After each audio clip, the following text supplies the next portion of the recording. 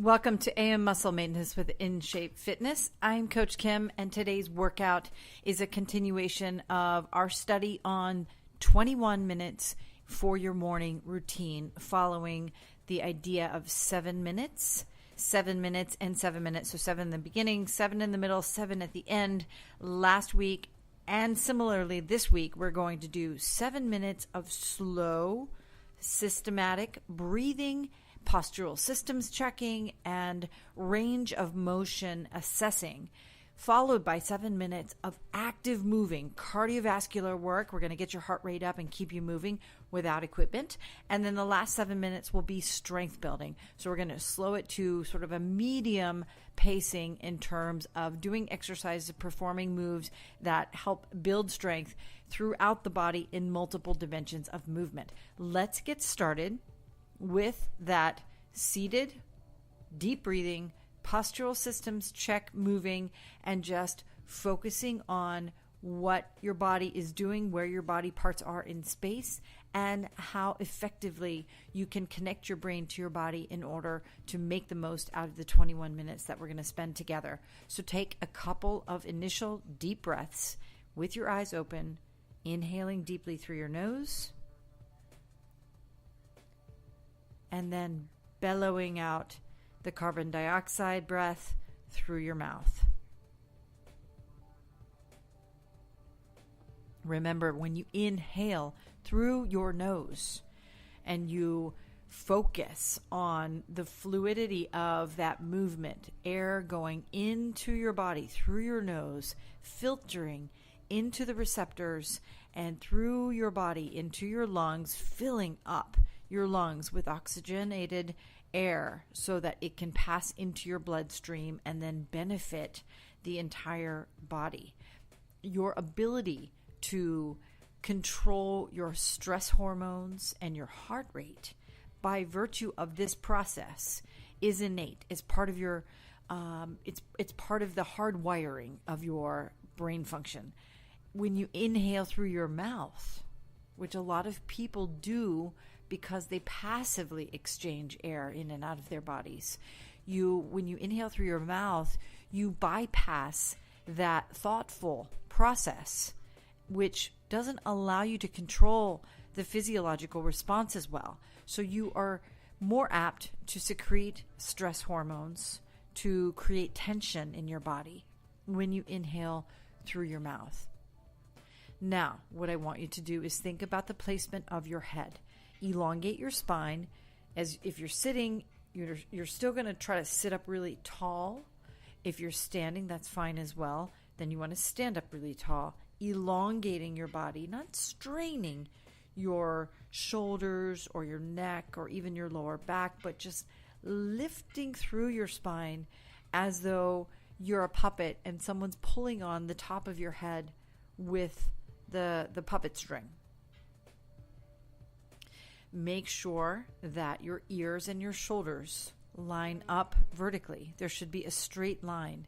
It's called the plumb line, and it runs down the side of your body through your ears, and then your shoulders, passes over your shoulders.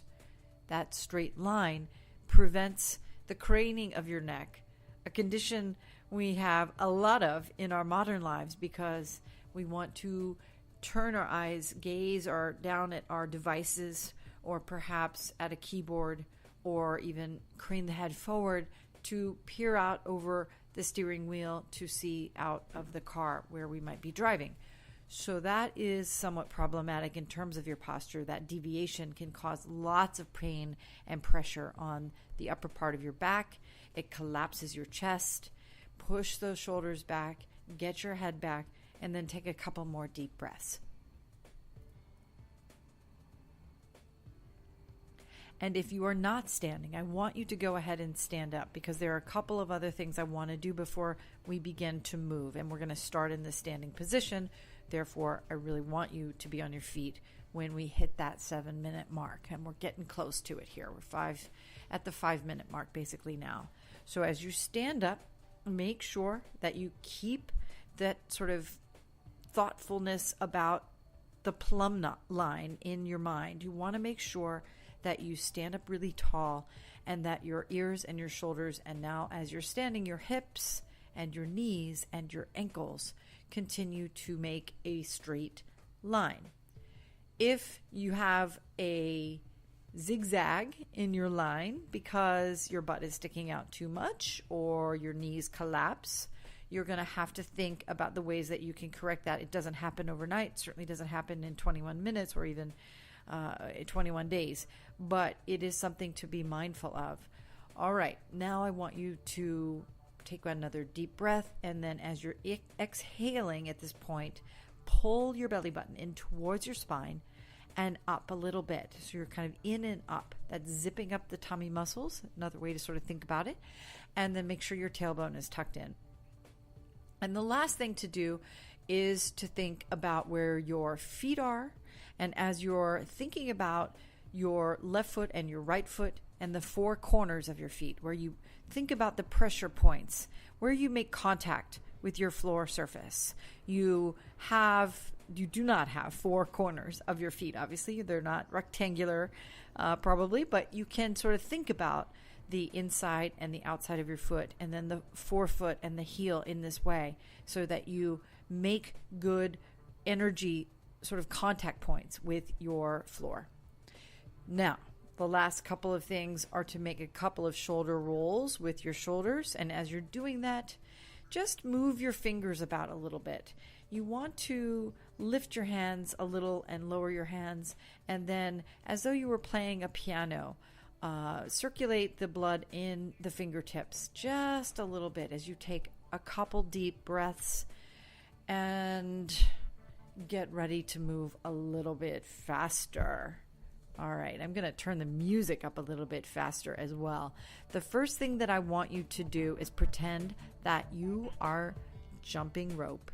And I know that it is really, really not something that people like to do, especially if they feel as though they have weak joints. And of course you want, by the way, we're going to be jumping for about a minute. So if you are lightly hopping up just an inch or so off the floor, not a big impact. And you can also lift up just one foot and then the other if you need to, or feel really uncomfortable picking your entire body off of the floor because you're concerned about the impact on your joints. Definitely talk to your doctor about your ability to lift your body up in this way. Plyometrics are a component of exercise that activate neurotransmitters that reside in all of your extremities, and that is so incredibly important. We've done a minute now.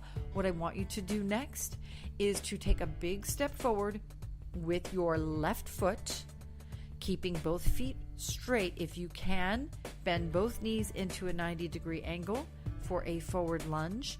That's great. If you cannot bend both knees all the way down to 90-degree angle, bend the back knee just a little bit, bend the front knee just a little bit, and then push off with the left foot back to your center starting spot, and then alternate with the right leg. Now, if you have a fairly active exercise regimen already in your life and you want to elevate your heart rate a bit more, what I want you to do is, as you step forward with the forward leg, your arms are going to make a big giant semicircle, not bending your elbows, but lift your arms straight up over your head and then lower that back down as you return to your starting position. For another 20 seconds, we're going to continue with this forward lunge with the arm lift. And you want to keep breathing, keep your back straight. Remember, don't lean forward in a lunge. And the forward knee should never go past the tips of your toes. Okay, we're coming up on the end here. What I want to switch into now is a lateral lunge. So now you're going to step out to the side with your left leg. Bend the left knee a little bit, sitting kind of into a squat, but keep the right leg straight.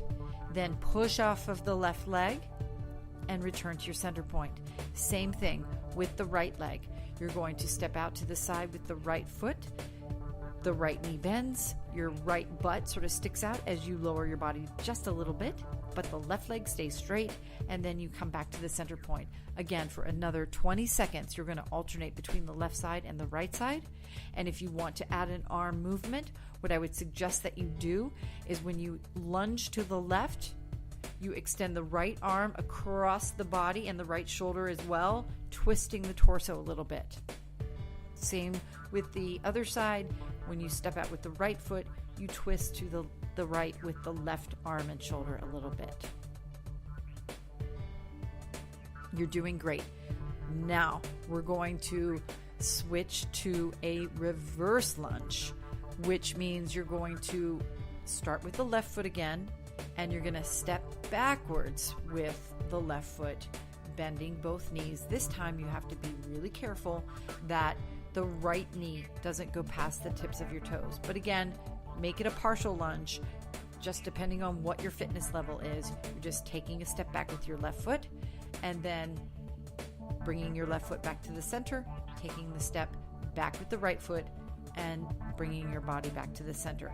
If you want to add an upper body movement in with this, what I want you to do is to reach down towards the floor as though you're getting into a runner's sprint, like a runner's sprint start.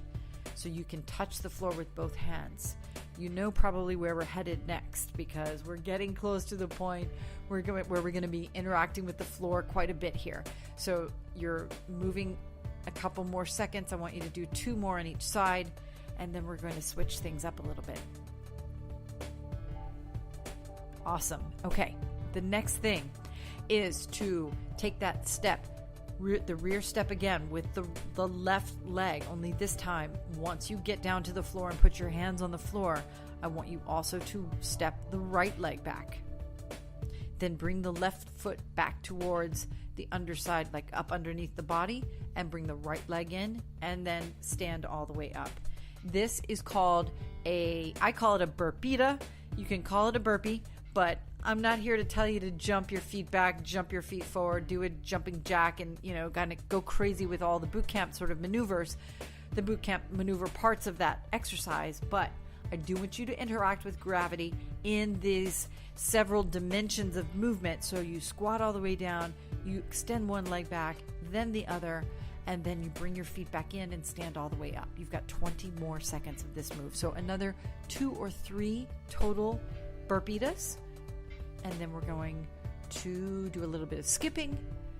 And then we are going to see where our time is, because we're coming up on 13 minutes. We might be ready to go down to the floor for the majority of the rest of the exercise regimen. Our 21 minutes goes fast. I know. There are so many versions of this. I really hope that you stick with this routine and come back every week. It's Tuesday for me in New York, where I'm taping this. And you can stand up now. We finished with those burpees. I want you to pretend that you are a kid in a playground and you are in a park and you're just skipping like a 12-year-old might skip down. If you have space, you can skip around. If you're not, just skip in place for the last 20 seconds here. The Monday morning AM ritual that I normally tape is being taped Tuesday, because we had I had a school emergency with my daughter yesterday, so I'm so sorry that I wasn't able to tape yesterday. But each week we do one of these workouts. It's been AM Muscle Maintenance for about 5 years now. We've been doing different varieties for the rest of this summer. I'm going to be doing 21-minute workouts through the end of the summer. So if you join me each week for the 21 minutes, you're going to be getting a different sort of grouping of exercises, but with always basically the same concept. Okay, now get back down on the floor and lower yourself into quadruped, so hands and knees. So with this moderate level of pacing, kind of along with the theme of slow, fast, and then medium, what I want you to do first is a couple of cat camels, and then we're going to drop into a plank, because your heart rate should be up still. Just want to make sure that your back is good and ready, and then I want you to hold an isometric plank, a low plank on your elbows with your shoulders and elbows lined up. Go ahead and get into that position. so a straight line between the shoulder and the elbow, and then walk your feet back, and the 30 seconds starts now. Make sure you remember to breathe.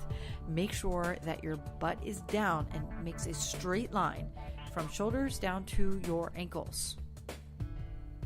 If you have to drop to your knees, however, that is okay.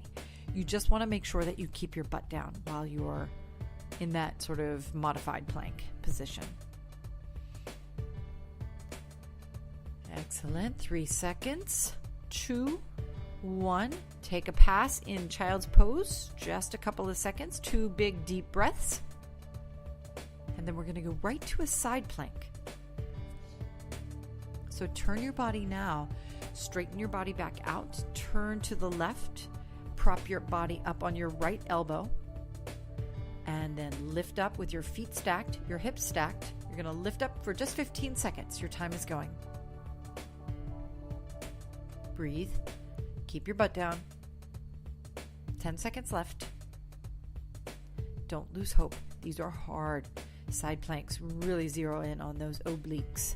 Okay, turn your body to the other side. Now you're going to turn to the right and then prop the body up onto the left side. Stack the hips, stack the feet. 15 seconds is going. Very good. Keep breathing. Try not to shake.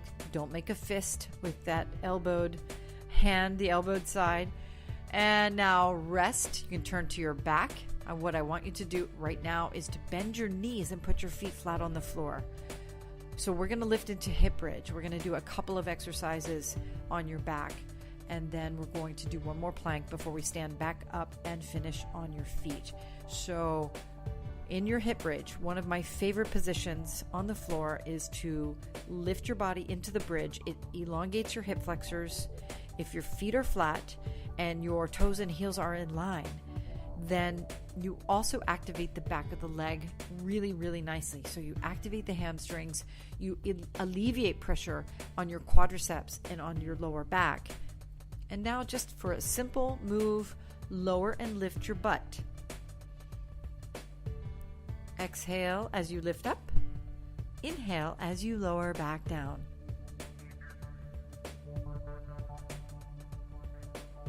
And pause at the top. Now what I want you to do is just lift up your heels. Keep your hips up high. Keep your feet flat, your toes and heels in line, but lift up the heel, lower the heel back down. Lift up your heel, lower the heel back down. And keep doing that for a couple more repetitions. Now, keep your butt up high. Lift up your left leg. Keep the right foot flat on the floor. Lift up the right leg. And then try to do a couple, just 5, dips with the butt down and then lift back up just with the strength of the right leg. It's hard, right? It's pretty hard. You exhale, lifting up, inhale, lowering down, and after 5, switch to the left side.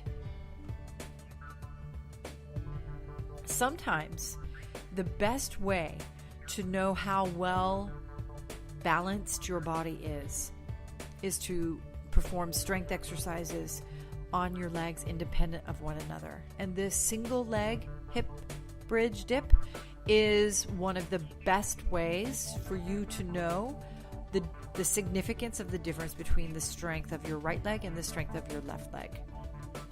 Now hug your knees for a couple seconds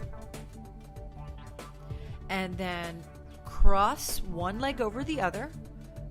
This end also has to include a little bit of stretching. I want you to do a pretzel stretch. So if your right leg is crossed over your left leg, thread your hands through the left thigh so that you can clasp your hands on the underside of your left thigh, your hamstring, and then pull in on the left leg so that the right butt cheek gets a little stretch. Take a deep breath. Take 3 deep breaths here and then swap sides.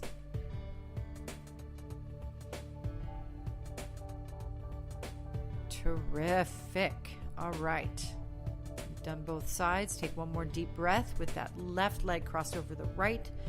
trying to make sure that the butt muscles get their good stretch in. Now what I want you to do is to stand up really tall again. We're going to finish on your feet. I want your knees squeezed together, your feet touching. And then think about yourself as a stick, because now what I want you to do is lift your arms up over your head and press your palms together above your head. Hopefully you don't have much more than a slight bend in your elbow. That it is another indicator of the range of motion through the upper part of your body. This is called an eye stick. And then I want you to just gently drop your body slightly to the right into a half moon.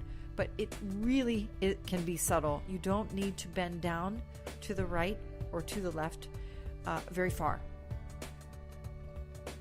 Take a deep breath here, straighten the body, and do the opposite side. And then take one more big deep breath, inhaling again through your nose and exhale through your mouth. Great job today.